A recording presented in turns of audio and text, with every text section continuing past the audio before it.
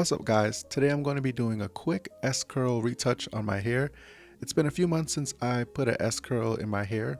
I've already separated and combed my hair out, and I'm going to be using the Luster's S-curl Texturizer Extra Strength like usual. I have a few S-curl tutorials on my channel, so the steps won't really change too much from those videos, probably just a few product changes. The items I'll be using besides the S-curl kit to apply the texturizer are a pair of gloves, some aloe vera oil, some Vaseline, and a comb. I'm going to apply the aloe vera oil to the parts of my hair that are already texturized. When I do a retouch, I focus on my roots, but I don't try to strictly keep the cream only on parts that haven't been texturized because I end up combing it through anyway, so the oil slows down the processing for the parts of my hair that have been texturized previously. Next, I'm going to apply the Vaseline to my edges to protect it from the cream. Then I'm going to apply the gloves and start applying the cream to my hair. I began starting the timer right when I start applying the cream to my hair to get an overall time of how long the cream is in my hair from beginning to end.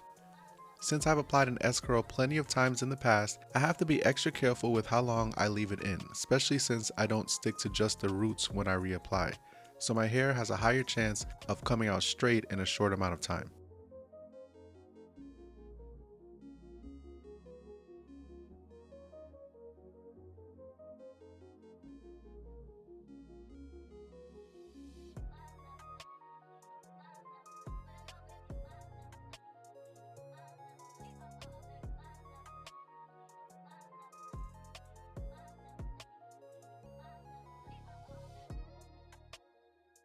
Then I comb it through with the comb.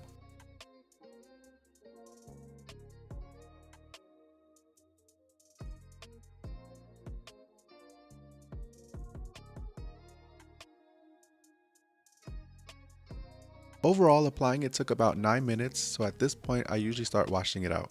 I use the color alarming shampoo to wash it out. I keep applying the shampoo until the suds turn white.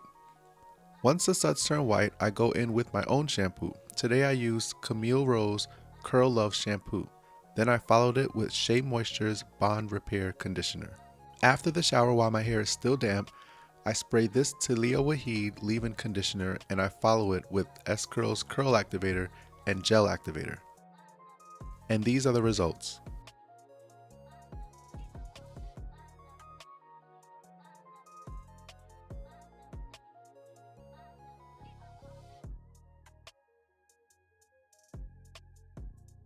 If you guys have any questions on an S-curl or anything in this video, you can go ahead and leave it in the comments below. Don't forget to subscribe to my YouTube channel if you're not subscribed already, and I will see you guys in my next video.